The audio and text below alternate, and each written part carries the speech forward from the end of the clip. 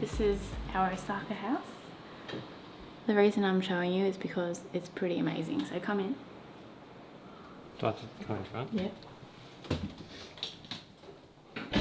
So we're in a bit of a dodgy neighbourhood, but this Airbnb is incredible. It's only $90 something per night. It's huge for Japan. Like, we have all this living room space, a huge comfy bed, some nice windows, aircon, and then we have this huge cupboard where our bags fit like perfectly, so they weren't taking up any of our space. We've got this big huge comfy lounge, it's humongous, big kitchen. We didn't cook, which sucks, but we have even a huge like fridge, a separate toilet, and the toilet had the heated seat and the bidet and everything, so it was like the modern Japanese toilet, which was awesome.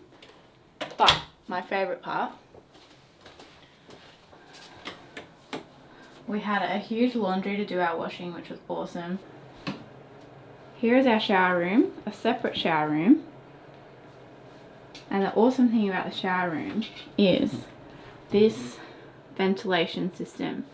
When we washed our clothes, you can hit, this little drying button, and it was like an air dryer for your clothes. Oh no, how do you cancel it? Oh no, I'll put it on only half an hour. Sorry. So our clothes dried really fast. It was great. This is our big beautiful room. We check out today. We're sad to leave. There's our dirty bottles in the sink. I've got to leave behind. Braden has to leave his whiskey behind, sadly. But it's just super modern. Like, I love the colours, like the wood, the white and the grey. Yeah, we're sad to leave it, but I mean... Oh yeah, and you got a balcony too. Oh yeah, we got a balcony. We're gonna give this Airbnb a really good review. It's really blown out there. Unfortunately, the neighbourhood was a bit dicey, but it wasn't too bad. That's alright. Just don't go out at night. We have 10 minutes left in our Airbnb. We're doing a full Ross from Friends. I've still got 5 minutes. Yeah, we've got like a huge day of waiting until our flight, so we want to we don't want to waste time in an Airbnb. So we thought we'd wrap up our thoughts on Japan. Yeah. There's a lot of things that I was expecting from Japan. Just basic things. Like, I just thought that the food here was going to be incredible. And don't get me wrong, we've had some pretty good meals, but just the food scene is quite difficult, especially being vegetarian. Or as vegetarians, yeah. I'm sure if you weren't vegetarian, you would love it. Yeah, if you weren't vegetarian, you would have a ball. You just eat whatever you want. And I understand it's our choice to be vegetarian. Well, we were saying coming from Australia, we're sort of spoilt for choice as vegetarians. It's very easy to be vegetarian in Australia. So we sort of come to a foreign place and we're like, oh, it's not that easy, and that has been the case in Japan. It's probably made us feel negative when we should have been appreciating things, I don't know, but food, it's your fuel, it's how you get your energy, it makes you feel better, and when you're malnourished because you haven't eaten any vegetables in weeks, you start to feel crap. So I don't know what it was, but as the trip went on, we sort of started getting better at finding food. In Tokyo, we sort of just wandered around aimlessly for hours looking for food, but we sort of kicked that in the butt and we started just Googling places and just going straight there, instead of thinking there'd be an option when there just is not. You have to go and find it. So our experience with food got better as the trip went on. But yeah, that was our major downfall. Yeah, because I didn't think food would play We're not foodies. We don't care much about food. Yeah, like I'll eat anything as long as it doesn't have meat in it, you know. But it's just everything here has meat in it. Like you buy, like what'd you buy? Like just a cheese bun. Took a mad bite, full of ham. Like yeah, like I don't know. I was Google translating like most of the food for ages, and then you'd go into a bakery and there'd be like a ham bun, a bacon bun, a sausage bun, and there'd just be this cheese bun. You're like, okay, cool. There's like a bun here with no meat. I'll just buy it. And so then you take a bite later and be full of ham, or you just buy a packet of chips and you think they are plain, but you take a bite and they taste like pork, and you read the ingredients and it's got pork meat in it, and it's like, why? Well, that brings us to our next point about Japan and plastic. They wrap everything in plastic here. It's crazy. It's a little bit unnecessary. You think like it's a part of the world that's like advanced, and then you see them wrap everything in plastic and you're like, what are you doing? They'll literally bag, like individually wrap a slice of bread, just one slice, and then it'll go up from there. 1 slice, 2 slice, 3 slice. I think the most you could get was 5 slices in a packet. Things about Japan that are weird. The toilets are heated and they have like buttons for bidets, which is They've got the best toilets in the world. Yeah, like that was one awesome thing. We love the toilets here. What's another thing? Trains. You're going to be on a lot of trains. A lot of trains. At least everyone's really polite on the train. They like line up before the doors open, so you're not like pushing and shoving. Everyone's really like considerate on the train, so that's nice. Yeah, that is a good surprise. But it is a culture shock. Like I've taken more trains in Japan than I've taken anywhere in my whole life. Yeah. Like averaging 6 to 8 trains a day. The other thing is, you won't really find many bins anywhere. However, this neighbourhood we're in, there are a lot of bins, and it's strange because in this neighbourhood there are bins and there is more pollution. So we think that the no bins thing ties to the no pollution, which is very strange. Yeah, because very hard to find bins. Unless you're just a jerk, I think the mentality is there's no bin here, so I've got to take my rubbish with me. But unless you're a jerk, you would just throw it on the ground, which is obviously what some of them do here. Or like, I don't know, if the bin's overflowing and it's bad weather and it blows the rubbish everywhere. I don't know. Oh, I'll also say too, heaps of the shrines and stuff that you'll go to, like Fushimi-Inari and that, it's all free. Like it doesn't cost anything to go in there. Like you can make donations and do like claps and stuff. But yeah. Yeah, there's only a few temples that charge, and it's very cheap, like $5 per person. The other thing that we noticed is people slurp their food.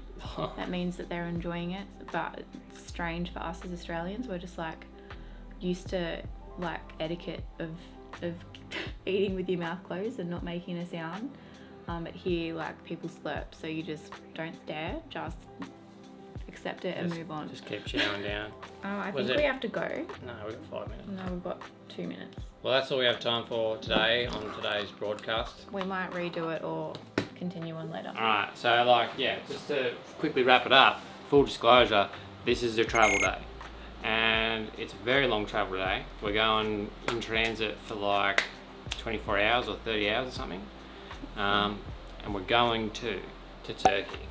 That's our next stop. Bye Japan, goodbye Osaka.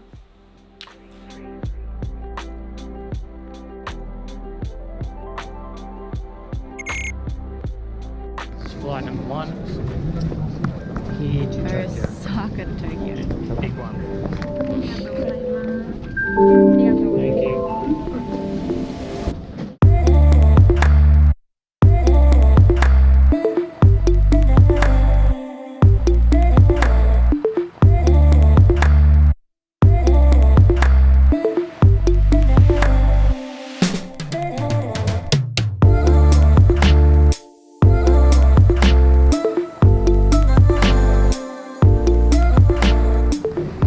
Let's find some food, breath mints, toilets, the works.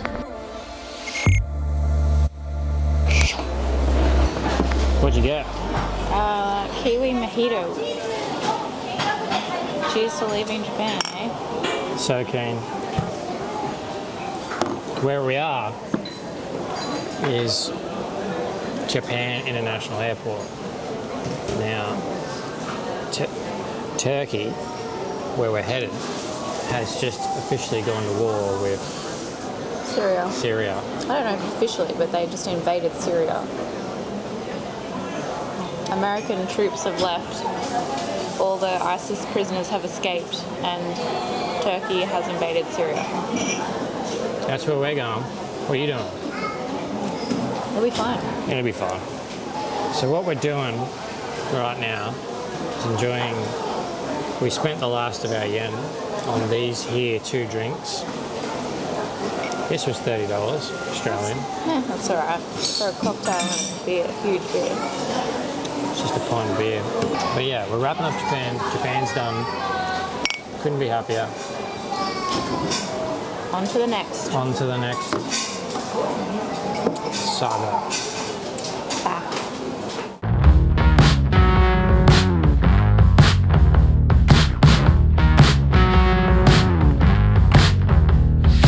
Our expected flight time today will be 11 hours and 45 minutes. Qatar Airways flight. Please pay attention as we demonstrate the safety features of this aircraft.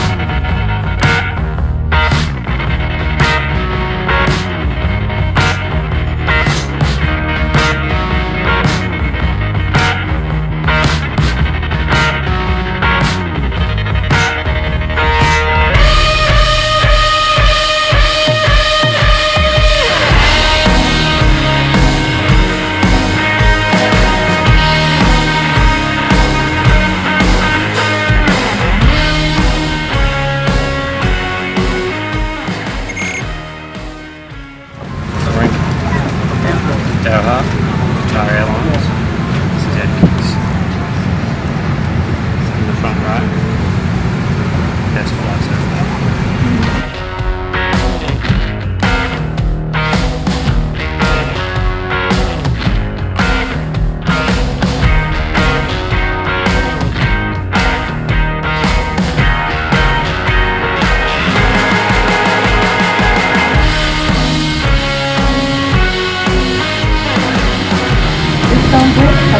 Istanbul, LWFI Istanbul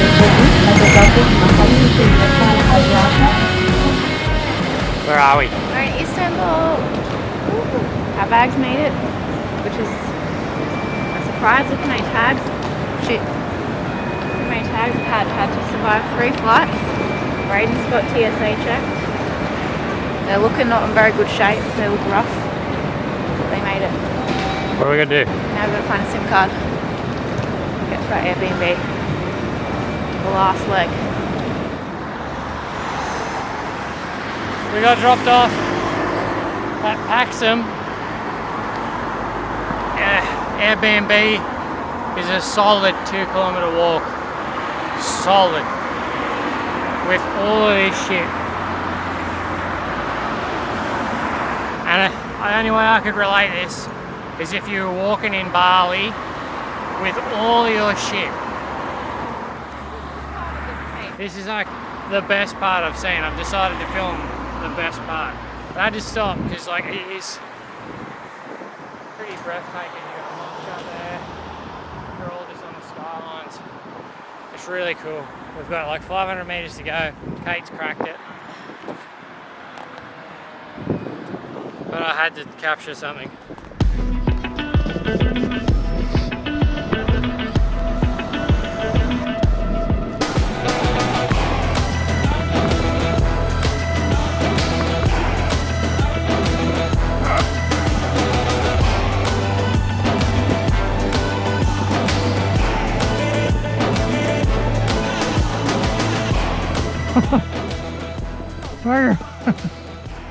I don't even want to think about having to get back up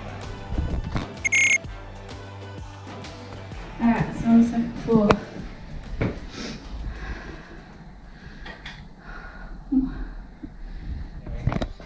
Record.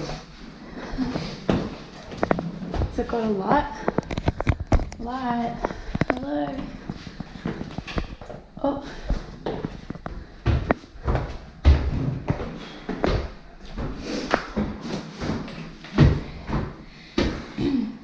Pass me the key.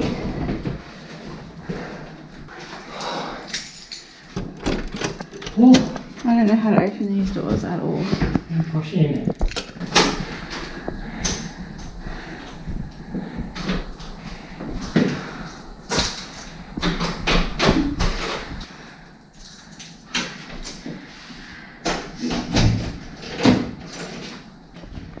Tag it out, you get more faster. What? How did you do that?